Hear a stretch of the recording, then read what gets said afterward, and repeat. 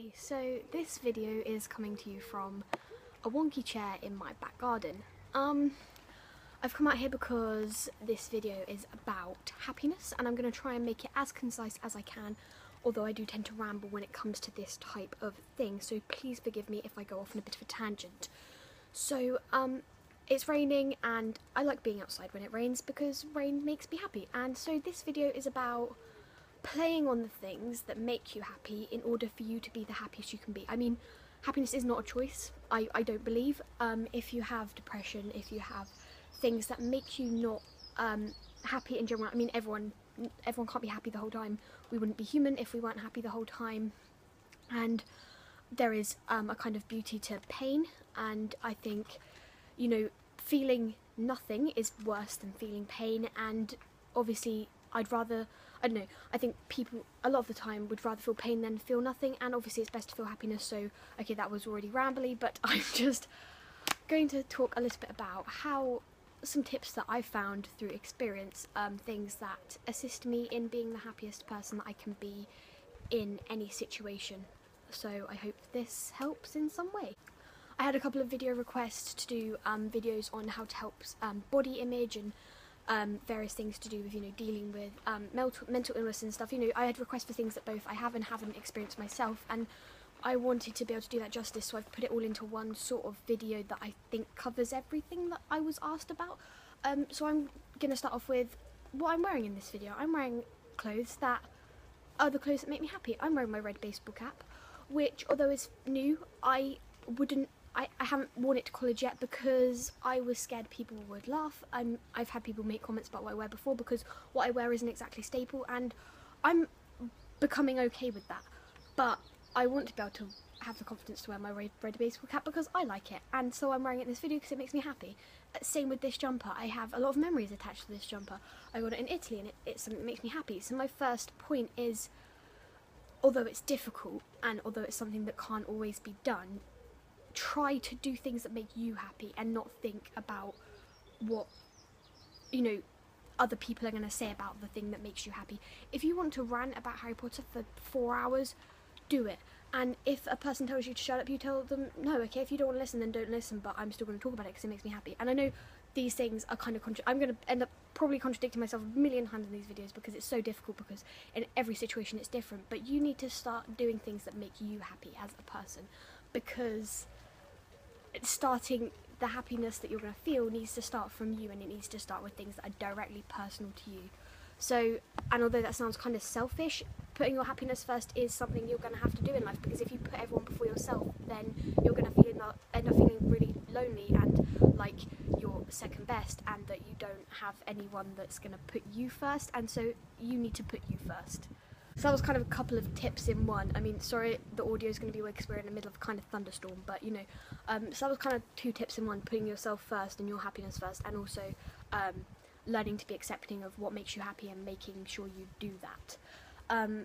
So my next point is giving other people happiness, because there's kind of no more awesome feeling than knowing you've made someone's day. I mean, I try the best I can to make the people around me happy, and I know it's not always possible because sometimes you're so wrapped up in yourself, and you know, this is kind of contradictory to the first one, but you've got to strike a balance between making yourself happy and making the people around you happy. I mean, don't go out of your way to be nasty to people. You're not going to gain anything from making a comment about that person's clothes. You're not going to gain anything from talking about someone behind their back. Just make people happy. Just compliment people.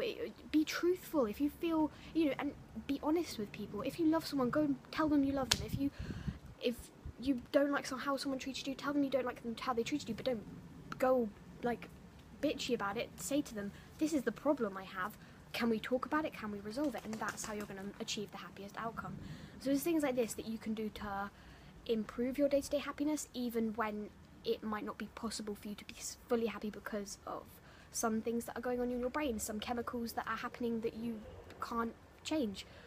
These are just things that you have control over. This is the point of this video, is things that you have control over, that you can use to make yourself feel better, even though there are a lot of things that you can't deal with.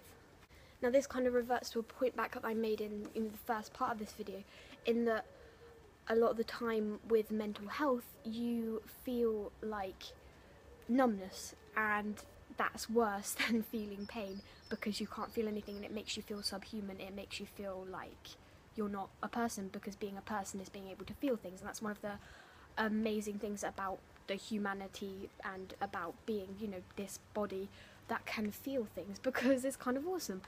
And if you do feel numb, I know people, and I know, you know, how easy it is for you to want to go and hurt yourself, because that's, you know, although it's creating pain, it's creating something that's going to make you feel. I mean, I don't have a lot of personal experience, but I know that there are so many different reasons that people would self-harm, and I know that's one of them. I mean, I know some people do it because it's almost like a rejuvenation and you can start over, you know, it's like a clean, you know, it's just like a clean start.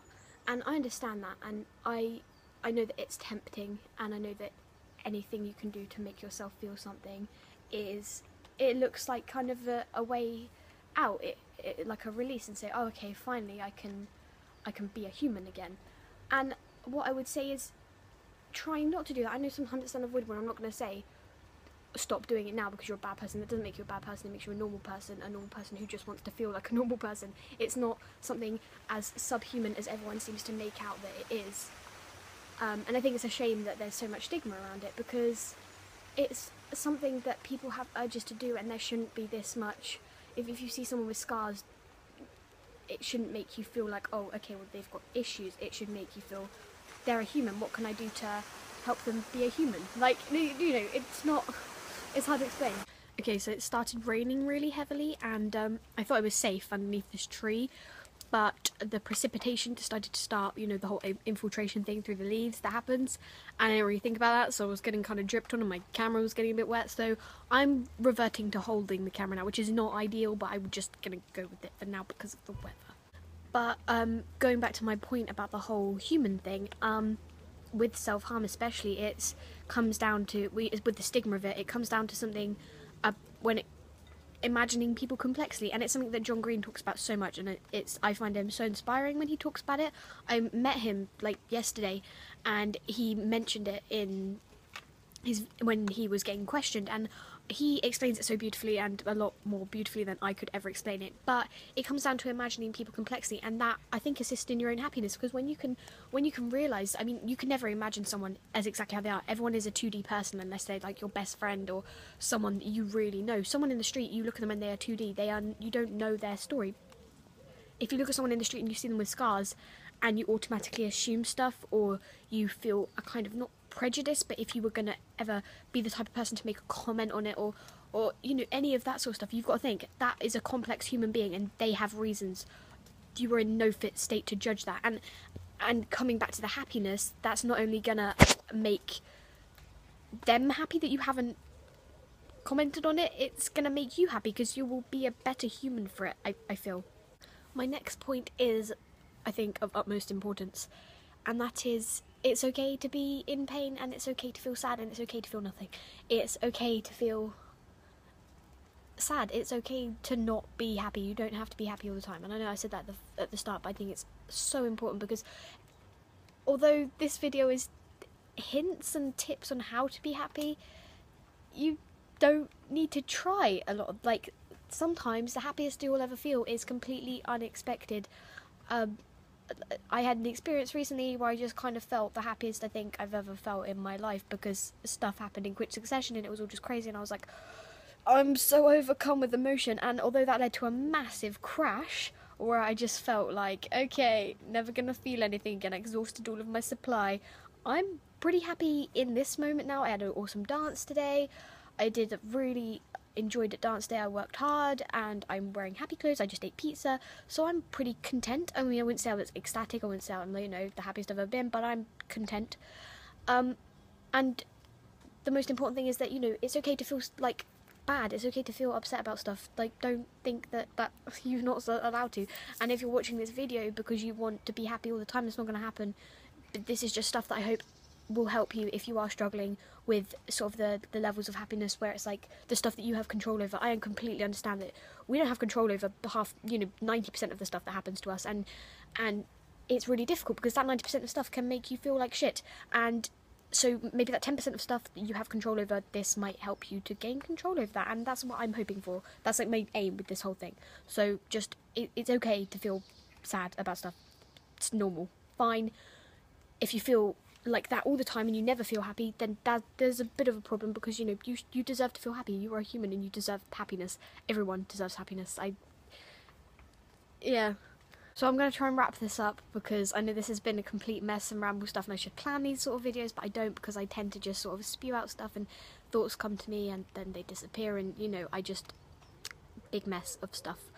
But the last thing I want to touch on is specifically when it comes to the anxieties that you feel when you have no self-confidence, and where you feel like you look awful and you don't want to leave the house because of it. And because I think that's horrible. It's one of the worst things. I can't say it's one of the worst things you experience, because I haven't experienced a lot of things, but for me that's one of the worst things I ever experienced, is where I don't go to college, or I will miss the train because I can't get on a train because I feel like I look like shit and everyone's looking at me because I look awful.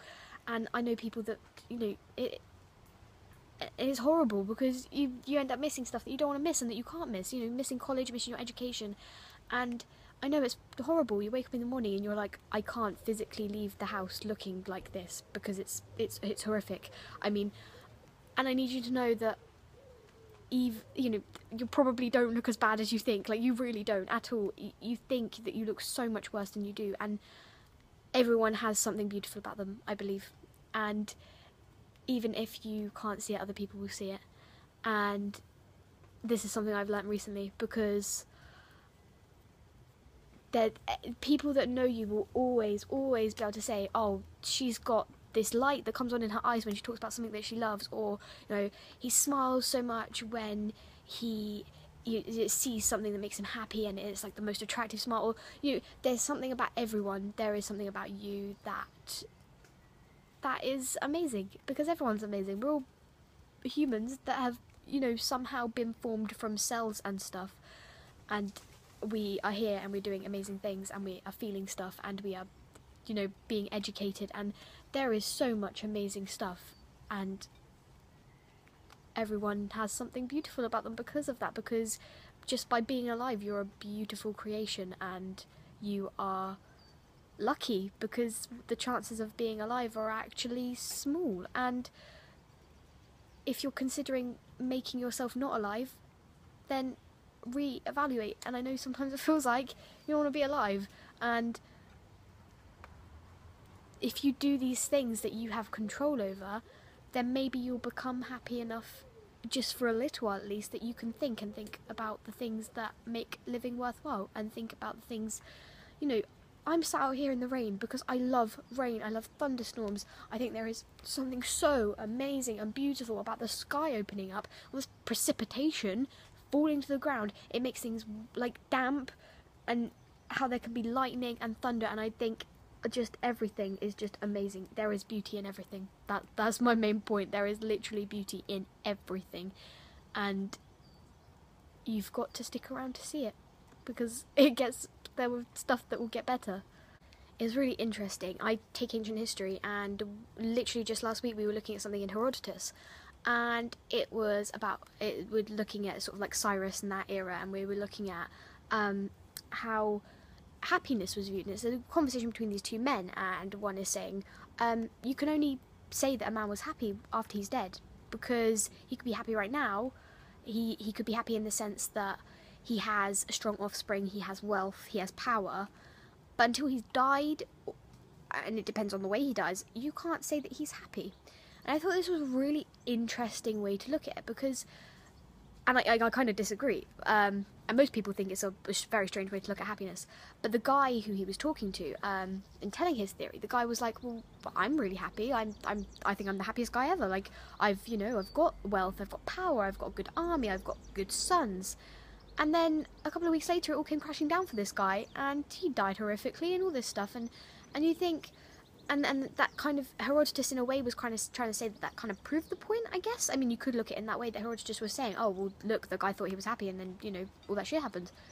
But I don't like to think of it like that. I think happiness is of the moment, and I think that's the main point I'm trying to make, is that, I know everything I've said is the main point, but one of the main points I'm trying to make is that happiness, is fleeting a lot of the time. Happiness is something that can happen in a space of seconds and dissipate in a space of seconds. Like it can be there and it can be gone, and the way to not feel sad about that, or to let that hinder your happiness, is to just appreciate it while it's there, and when it's gone, appreciate the loss of it. Appreciate the fact that, okay, well, I really enjoyed being that happy. It will happen again. Look forward to the next time that you're happy. Like, I don't think you should wait until after life and look back and say, okay, well, was I really happy because I felt sad? Of course you were happy. Those times you were happy, you were happy. You don't have to look back on your life, and so that's just something, like, ancient history always makes me think, and I love the sources of it and everything. So I'll get back onto my main points now, but I just thought I'd interject that because it's something that I was thinking about a lot last week after my lesson, and I thought it was interesting. I kind of want to share it with you guys. Things like, I've been really low at points, and I promise you that if you are really low, it won't last forever.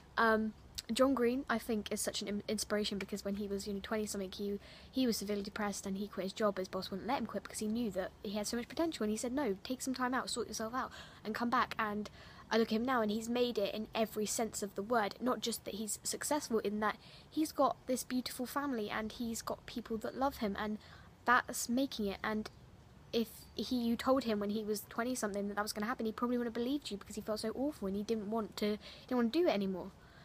But things get better. I've been bad, and since starting college, although things have been crazy and so much weird stuff has happened, especially in the last couple of months, like there's been so many big changes, I wouldn't have believed that I could have been this sort of happy when I was, maybe 10 or 11. If you told 10, 11-year-old me, I would be where I am now, where I'd have really supportive friends, and my family are all still so supportive of me. I've achieved stuff. That 10-year, 11-year-old me would have been like, yeah, probably won't happen because I'm a pile of shit. And that makes me sad, but it makes me happy because I look at that. I'm quite content in who I am, and that's the ultimate goal, I think, is becoming content with the person that you are. And if you're not content, then change stuff. I mean, it's okay to change stuff about yourself as long as you're staying true to who you are. And that's just the ultimate thing. And I know I'm ranting a lot about stuff and everything is going crazy, but it's just so important, because that's the ultimate key to happiness, is self-acceptance, I think. And just knowing that you're important and that you're special, because everyone is. Like, everyone's important. And people say, oh, well, that means no one's important. No, because you're important to someone. And yeah, I just think it's important that everyone feels happy sometimes, and everyone deserves a chance. So I'm going to quickly wrap this up by just saying, you can't choose happiness, and you can't control a lot of what controls your happiness, but there are things that you can do to help, and by helping others and by putting yourself, prioritising yourself, you can make yourself a little bit, not necessarily happy, but you can do things that are positive, and every positive step that you do is one step closer to being happy. And I know this may seem like a really pretentious video, or maybe a video that it's coming from someone that's happy right now, so they're obviously going to be happy, but I just want to maybe help in some way, and I had loads of people request something like this, so I just thought I'd put it all into one big thing, because I want to help as many people as I can. So if you want a friend to talk to, friends are so important. Friends are the most, they just will, it's important to have good friends, basically, and I'm happy to be there for anyone that needs to talk to someone. So I'll leave all of my links in the description, and if you just need someone to listen, I'll listen, and I'm happy to. And everyone is awesome in some way, and so I hope this helps. And if you have any other video requests, I know I'll go back to being Harry Potter related. I just wanted to make this because people asked, and I wanted to share my view on happiness, etc. So yes, leave me comments, and I'm sorry for being away, and I love everyone that watches these videos because it encourages me to make more, and I really like making them. So thank you for subscribing and everything, and I will see you all in my next video.